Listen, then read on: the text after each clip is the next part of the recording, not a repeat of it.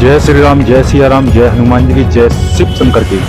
आइए दोस्तों, मैं नई वीडियो के साथ में फिर आप लोगों के बीच में आ चुका हूँ और कि आज रास्ते से होकर के हमारे आचार्य जी जा रहे थे। मैंने उन्हें बुला करके फिर आप लोगों के बीच में इन्हें लेकर के आ गया हूँ और कि ये बहुत अच्छे हमारे पंडित जी हैं। ये सत्यनारायण की कथा जब भी हम कराते हैं तो इन्हीं से कराते हैं और ये इन्हें बहुत अच्छा ज्ञान बयान है और बहुत अच्छी बात भी बताते हैं। जो बात होती है वो सटीक ही बात बताते हैं। तो आपके परिवार के ऊपर हनुमान जी की कृपा बनी रहे। मैं अपने इष्ट से यही कामना करता हूँ, आपका परिवार मंगल हो और सुख शांति प्रदान करें और आपके इष्ट की कृपा हमेशा आपके ऊपर बनी रहे।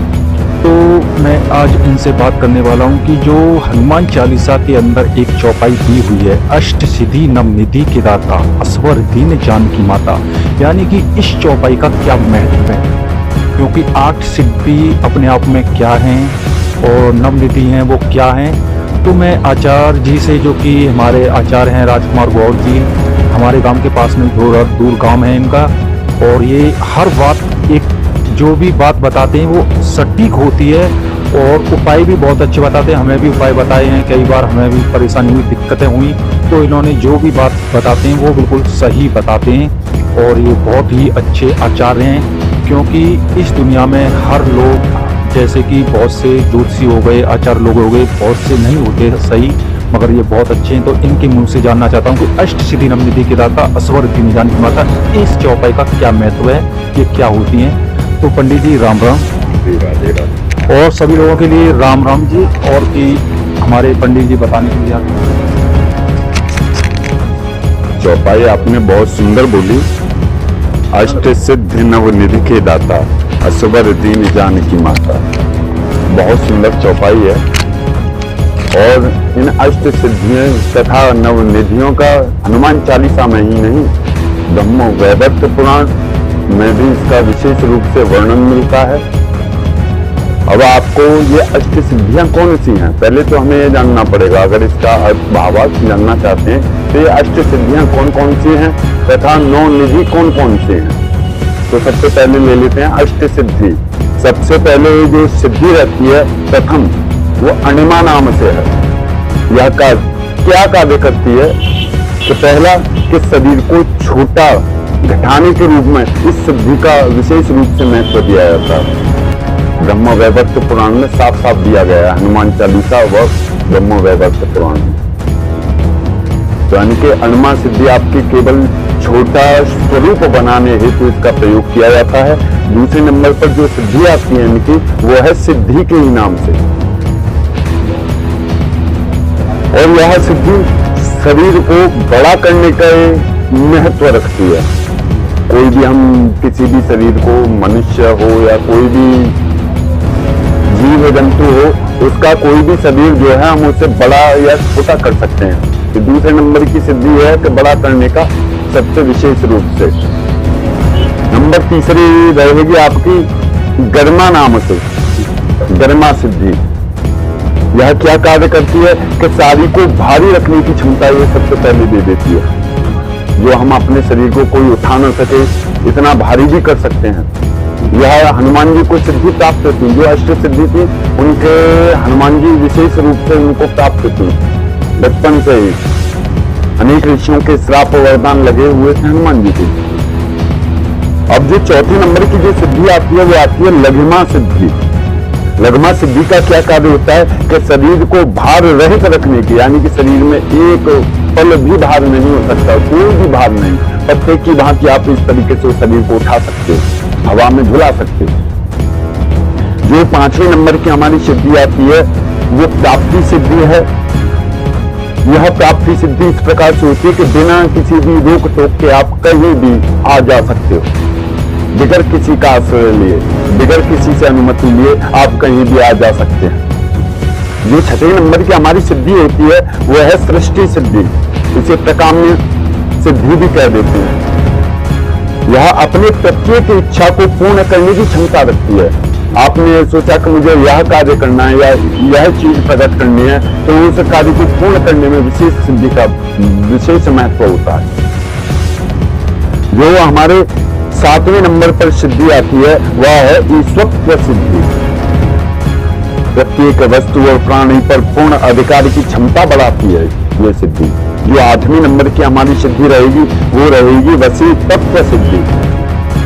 प्रत्येक प्राणी को बस में करने की क्षमता रहती है इसमें। तो ये विशेष रूप से इन सिद्धियों का हनुमान जी के जीवन में प्रभाव देखने को भी मिलता है। जो हमारे अन्य ग्रंथ हैं, श्री रामचरितमानस है, वाल्मीकि जी की ले लो, तुलसीदास कृति ले लो या हनुमान चालीसा ले लो, हर किसी में देखने के लिए हमें उन्हें की सिद्धि आपने देखा था कि जब लंका में गए तो किस प्रकार से गए थे, उड़ करके गए, 100 योजन का जो समुद्र था उसे पार करके गए। तो इनका जो अष्ट सिद्धियों का हनुमान जी के जीवन में विशेष महत्व रहा। अब हम जानना चाहेंगे कि जो उसके बाद में जो नव निधि हैं वो कौन कौन सी हैं। तो जो पहले जो निधि है वो है पद्म निधि। पद्म निधि लक्षणों से संपन्न मनुष्य सात्विक होता है तथा स्वर्ण चांदी आदि को ग्रहण करके दान करता है।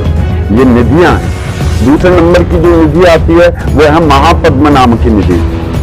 महापाप निधि लक्षित व्यक्ति को अपने संग्रहित धन का दान धार्मिक जनों में करता है, उसे हम महापद्म नामक निधि कहते हैं। जो तीसरे नंबर की निधि आती है वह है नील निधि। नील निधि से सुशोभित मनुष्य सात्विक तेजी से संयुक्त होता है। उसकी संपत्ति 3 पीढ़ी तक चलती है लगातार बिगड़ किसी मेहनत के किए हुए। जो हमारी चौथी नंबर की निधि आती है वो है मुकुंद निधि। मुकुंद निधि से लक्षित मनुष्य हृदय गुण संपन्न होता है। वह राज्य संग्रह में लगा रहता है। वो राज्य के हितों का कार्य संभालता है। जो हमारे देश सीमा होती है तो उस पर सारी विवरणों को संभालना। आपने देखा होगा कि बहुत से गुप्तचर भी हुआ करते थे राज महाराजाओं के समय पर। मान लो दशरथ के ही द्वापर युग में ही जाओ, श्री रामचंद्र जी के जमाने में तो उस समय गुप्तचर या कृष्ण जी के जमाने में जाओ तो वो जो मुकुंद निधि उन्हें विशेष रूप से मिला करती। अब आपकी हमारी 5वें नंबर की जो निधि है वो नंद निधि है। नंद निधि युक्त व्यक्ति राजस और तामस गुणों वाला होता है, वही कुल का आधार होता है। जो 6वें नंबर की निधि होती है वो होती है मकर निधि।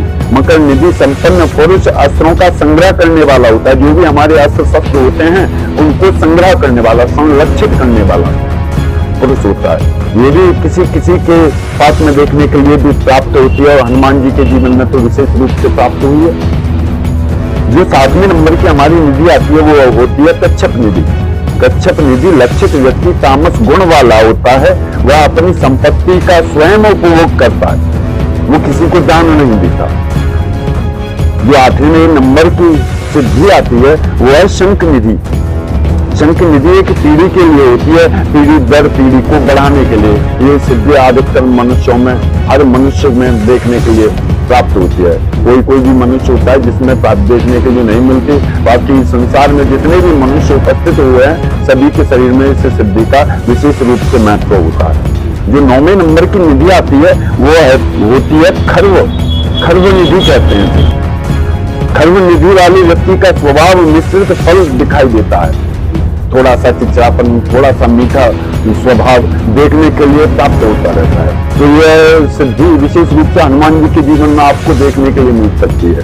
जब हनुमान जी लंका गए थे, जब रावण के सामने उन्हें ले जाया गया तो उनके सामने वह उसी तरीके से, उसी स्वभाव से बैठे हुए थे, अपना आसन जमा के। उन्हें आसन भी नहीं दिया गया, अपमान किया था, फिर वो अपमान को न देख करके उन्होंने अपना जो है स्वभाव दिखाया। उन्हें थोड़ा क्रोध और थोड़ा मीठी वाणी बोली जिससे जो रावण था वो अत्यंत क्रोध में भर गया था। तो ऐसी बहुत सारी सिद्धियां। तो अष्ट सिद्धि नवनिधि के दाता, ये 8 सिद्धि और 9 निधि इसी प्रकार की सिद्धियां हैं जो हनुमान जी को प्राप्त थी। इसे आप या तुम सभी लोग इसे प्राप्त भी कर सकते हैं जी। तो इसके लिए हम आपको आगे किसी भी समय पर बताएंगे। अच्छा जी, जो जी हमारे पंडित जी ने बताया कि अष्ट सिद्धि और नवनिधि इस प्रकार से होती हैं और आपके समझ में भी आ गया होगा। और कि अष्ट सिद्धि नवनिधि जो हनुमान जी के भक्त होते हैं वो किसी भी भक्त को दे सकते हैं। तो मैं इनसे जानना चाहता हूं कि वो जो कि हनुमान जी के बहुत सारे भक्त हैं, ज़्यादा तरीके से हनुमान जी के इस भारतवर्ष में हनुमान जी के भक्त ज़्यादा से ज़्यादा भी हैं और उनके मंदिर भी बहुत ज़्यादा हैं। तो मैं ये जानना चाहता हूं कि पंडित जी से कि जो अष्ट सिद्धि हैं वो हर अष्ट सिद्धि में से किसी भी सिद्धि को हर वक्त को देते हैं या कि कुछ पहचान करके देते हैं, इसका कारण क्या है मैं जानना चाहता हूँ। देखो, हमारे शास्त्रों में जो भी हमारे प्राचीन शास्त्र हैं उनमें सब पहले से ही सब कुछ लिखा हुआ है। और कैसे लिखा हुआ है कि उनमें पहले से यह बताया है कि आपको इस आचरण के लिए, इस पूजा के लिए यह विधि है और यह नियम है। पहले से ही पंडित जी, ब्राह्मण देव, आचार्य देव बता देते हैं कि हमें इस प्रकार से इस उपाय को करना है। तो इसी प्रकार से हर चीज का अपना नियम है, विधि है। विधि को आपको अगली वीडियो में जानना होगा। देखिए, आपने ये बोला कि हमारे जो आचार्य लोग हैं, ज्योतिषी हैं, वो नियम पर जो भी है बता देते हैं। बहुत से लोग जाने में डरते हैं कि यार पता नहीं पैसे मांगेंगे जब जा करके ये बताएंगे। वो खुद अपने आप करना चाहते हैं, उन्हें कोई विधान नहीं पता, वो अचानक से पूजा पाठ करते हैं, तो उनकी पूजा पाठ सफल होती है या नहीं? नहीं, देखिए, सभी की ये कलयुग है। कलयुग केवल नाम आधार है। रामायण में श्री रामचरित मानस में चौपाई दी है, कलयुग केवल नाम आधार है। यहाँ पर संकीर्तन मात्र से ही सिद्धियों की प्राप्ति होती, क्यों नहीं होती है? लेकिन उसे धारण तो करना सीखो। मन में हमारी 5 कर्मेंद्रियां, उन्हें कंट्रोल करना तो सीखो। जब तक हम उन्हें ही बस में नहीं रख सकते तो आगे की चीज करना मुझे असंभव लगता है। नहीं, ये बता दीजिए, अगर वो नहीं जाते हैं, वो अपने आप भक्ति करते हैं, जैसे नाम ले लेते हैं, वो विधि विधान नहीं जानते वैसे भी करते, तो वो उनकी वो पूजा सफल होती है या नहीं होती? पूजा सभी की सफल होती है, भक्ति सभी की सफल होती है। यहाँ तक इसलिए क्योंकि भगवान सभी से प्रेम करते हैं। भगवान का अर्थ होता है वो केवल भाव के भूखे होते हैं। वो हर प्रकार से, अगर आपकी इच्छा है कि मुझे सिद्धि प्राप्त हो, तो वो तुम्हारे उस कर्म के अनुसार तो सिद्धि आपको प्रदान करेंगे, उससे पहले नहीं कर सकते। आपका भाव है भगवान के चरणों में समर्पित रहने का, तो वो उसी भाव से आपको दिखेंगे। तो जैसे कि जो अगर शिव जी के भक्त हो गए या राम जी के, किसी भी देवी देवता के भक्त हो गए, तो वो घर पर ही पूजा पाठ करते हैं, तो उन्हें एक बार कहा जाता है कि एक बार हफ्ते में उन्हें मंदिर जाना जरूर जाना चाहिए। तो इसका कारण क्या है, क्यों जाना चाहिए, इसके बारे में थोड़ा भी बता सकते? देखिए, मंदिर हमें इसलिए जाना चाहिए, इसका विशेष महत्व होता है हमारे जीवन में। जो हमारे जीवन में कभी कभी आपने देखा होगा चिड़चिड़ापन या वैसी घर के चिड़चिड़ापन से या अन्य कष्टकारी जो होते हैं, उनके लिए हमें मंदिर जाना चाहिए। जो हमसे नकारात्मक शक्तियों के संपर्क में रहते हैं, मंदिर जाने से उन शक्तियों से हम अलग हट जाते हैं, हमें सकारात्मक शक्ति प्राप्त हो जाती है। जो मंदिर में घंटा, ध्वनि, आरती इत्यादि दिखाई जो देती है, वो उसकी ध्वनि से हमारा दिमाग जो एक पॉजिटिव रास्ते पर जाता है, सकारात्मक तरीके से नकारात्मक शक्ति को छोड़ देता है। देखिए जी, हमारे आचार्य जी राजकुमार गौड़ जी ने बहुत ही अच्छी बात बताई, और इसी तरीके से मैं इन्हें लाता रहूंगा आप लोगों के बीच में, और अन्य लोगों से भी मैं मिलूंगा, आचार्य लोगों से जो हनुमान भक्त हैं, सभी लोगों से मैं मिलता रहूंगा, और इसी तरीके से आप लोगों के बीच में बात करता रहूंगा। क्योंकि मंदिर जाने का बहुत बड़ा विशेष कारण है, इस पर भी मैं एक दिन खास करके वीडियो जरूर बनाऊंगा कि क्यों मंदिर एक बार हफ्ते में क्यों जाना चाहिए, इससे क्या आपको लाभ मिलता है। मैं इन्हीं से बात करूंगा और यही बताएंगे आपको क्या मिलेगा। क्योंकि वीडियो ज़्यादा लंबी हो जाएगी, इसलिए हम ये इस पर ज़्यादा चर्चा नहीं करेंगे, मगर हफ्ते में एक बार मंदिर जरूर जाया करो। चाहे शिव भक्त हैं, चाहे राम भक्त हैं, चाहे हनुमान भक्त हैं, किसी भी अन्य देवी देवता के भक्त हैं, तो आपको उसमें हफ्ते में एक बार जरूर जाना चाहिए। यदि हनुमान के भक्त हैं तो मंगलवार के दिन अवश्य जाएं, शिव जी के भक्त हैं तो सोमवार के दिन अवश्य जाएं, यदि काली के भक्त हैं तो वो शनिवार के दिन अवश्य जरूर जाएं। क्योंकि मंदिर में जाने से आपका ही लाभ होता है, आपको फायदा मिलता है। तो इस पर भी मैं वीडियो बनाऊंगा, और आज वीडियो में यही। जय श्री राम।